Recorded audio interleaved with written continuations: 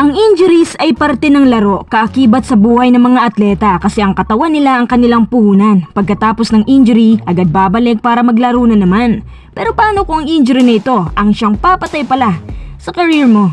Yan mismo ang nangyari kay Pure Foods frontcourt Eugene Tejada nang dahil kay Mick Pinisi. Hindi na kailanman nakabalik si Tejada sa court at sa mga oras na yon, kinamumuhian niya talaga si Mick Pinisi.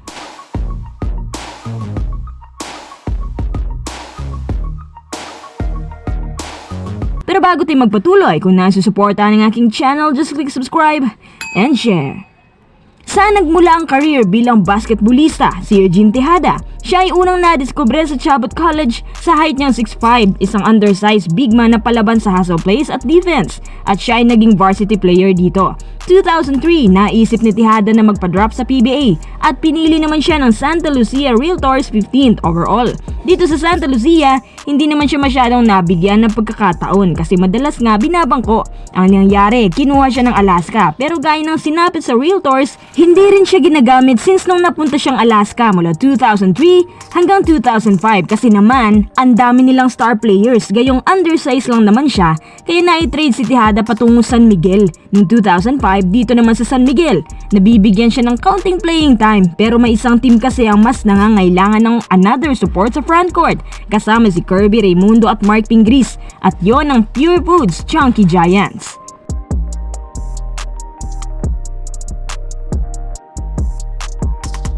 Way back 2006, napansin ng staff na gumaganda ang performance niya. Pinatunayan niya talaga kung ano ang naging value niya kapag laging nabibigyan ng playing time. Sa panahon na yon, naisip ni Tejada na sa basketball na niya ilalaan ang lahat ng oras. Bawat minuto, nai-enjoy ang pagiging frontcourt player dahil sa magandang performance ni Tejada. Sa early season pa lang, siya ay naging early favorite at kandidato sa most improved player. Talagang nabibigyan siya ng break dito, averaging 15 points per game.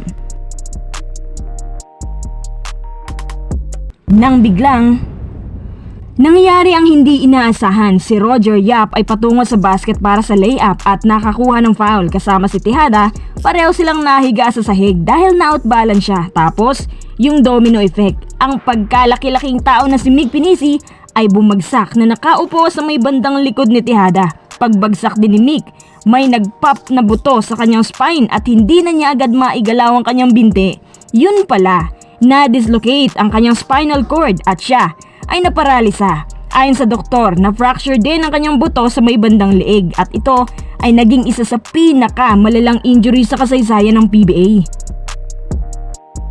Nung nalaman niya na sobrang lala nang nangyari, alam niya agad sa sarili na hindi na siya makakabalik sa paglalaro. Ang tanging ginawa niya ay umiyak siya ng malubha.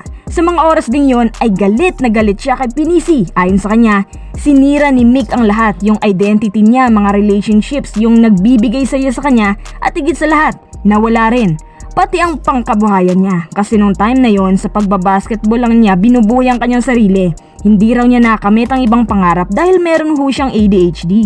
Ang process of healing niya ay napaka-emosyonal, dala ng hinanakit niya at galit kay Mick Pinisi. Para matulungan si Tejada, siya ay nag-undergo ng physical rehab. Alam niyo ba mga kuys na almost 12 years bago tuluyang naka-move on at gumaling si Tejada. Akala niya mamamatay na siya sa ambulansya pa lang, pero ang mga teammates niya pati ang mga kaibigan at ibang PBA players tinulungan siyang labanan ng pagsubok. Ang turning point ng kanyang buhay ay nung sinubukan niyang maniwala sa kakayahan ng Diyos sa pagaling. Sa awa ng Diyos, siya ay gumaling. Doon din nagsimula ang buo niyang pananampalataya sa pamamagitan ng pagbabasa niya ng Biblia araw-araw. Nabasa rin niya ang pahina tungkol sa kung paano pinagaling ng Diyos ang isang paralitiko. Sa isang banda, nabasa din ni Tejada ang tungkol sa pagpapatawad.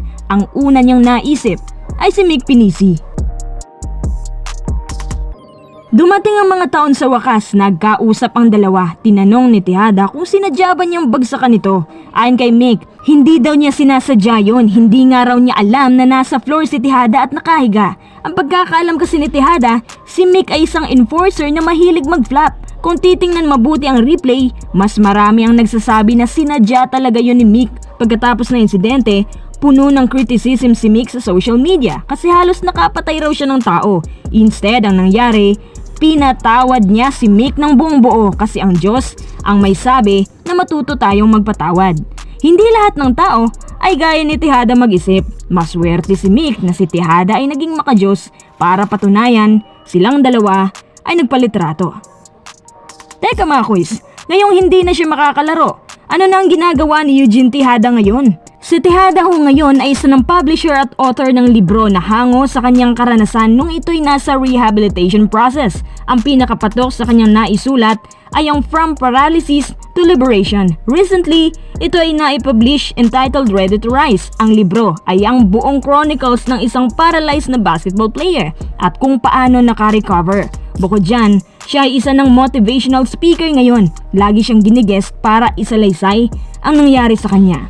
Si Eugene Tejada ay isang inspirasyon. Kahit ako na nagbablog nito, talagang humanga sa recovery at determination niya kasi ayaw niyang maupo lagi sa wheelchair. Sang-ayon din ako kay Tejada na tanging Diyos lang ang nakapagpagaling sa kanya. Tunay na isa kang palaban. Saludo kami sa iyo, Eugene Tejada. Okay mga kuy, salamat po sa panonood. Stay tuned. May shoutout pa tayo.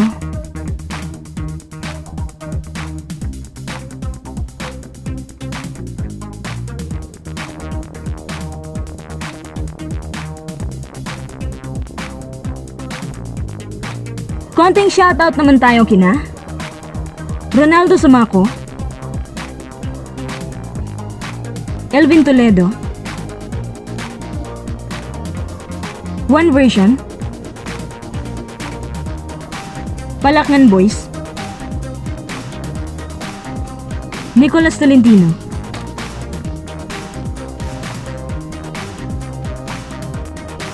Easy the Cooking Cyclist, Mitch Bagares, Igorot Blind Traveler, Linaro Subia,